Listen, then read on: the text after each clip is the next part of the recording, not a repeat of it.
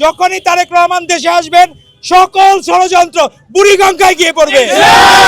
৬,৩১৩ দিন পরে আমাদের বাংলাদেশ আমাদের কাছে ফেরত আসছে। তারা এই মুনাফিকি চরিত্র থেকে ছেড়ে এসে বাংলাদেশের মানুষের মন বুঝবেন, পালস বুঝবেন এবং সেভাবেই রাজনীতি করবেন। ৬,৩১৩ দিন পরে আমাদের ভারপ্রাপ্ত চেয়ারম্যান জনাব তারেক রহমান বাংলাদেশের মাটির ঘ্রাণ নিবেন। আজকে শুধুমাত্র বাংলাদেশকে ভালোবাসার কারণে শত নির্যাতন সহ্য করেও উনি কিন্তু বীরের দর্পে বাংলাদেশে ফিরে আসছেন।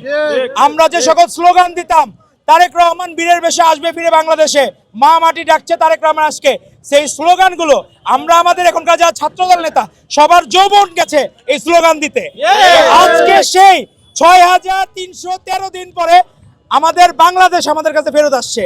এর থেকে আনন্দের আর কোনো কিছু হতে পারে না।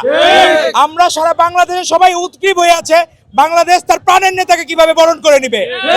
আজকে সকল ষড়যন্ত্র আপনারা দেখবেন, হাদি আমাদের ভাই জুলাই যোদ্ধা, কিন্তু তারকে নিয়েও অনেক ষড়যন্ত্র হচ্ছে।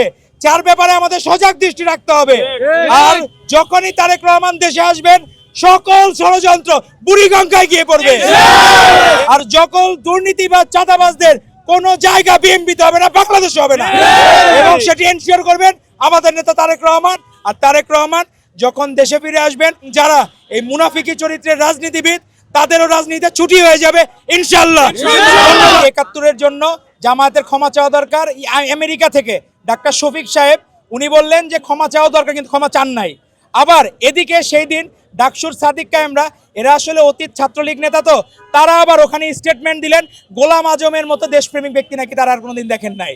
তো এটার জন্য জাতির জন্য লজ্জার এবং ধিক্কারের যে এই বাংলাদেশে এত বছর পরে ৫৪ বছর পরে এসেও আমাদের এগুলো নিয়ে কথা বলতে হয়, ডিবেট করতে হয়। তো আমরা চাই তারা তাদের নিজেদের অপকর্মের জন্য এবং যেসব মুনাফিকি চরিত্র, এগুলো তো ঐতিহাসিকভাবে তাদের মুনাফিকি চরিত্র, তো আমরা চাই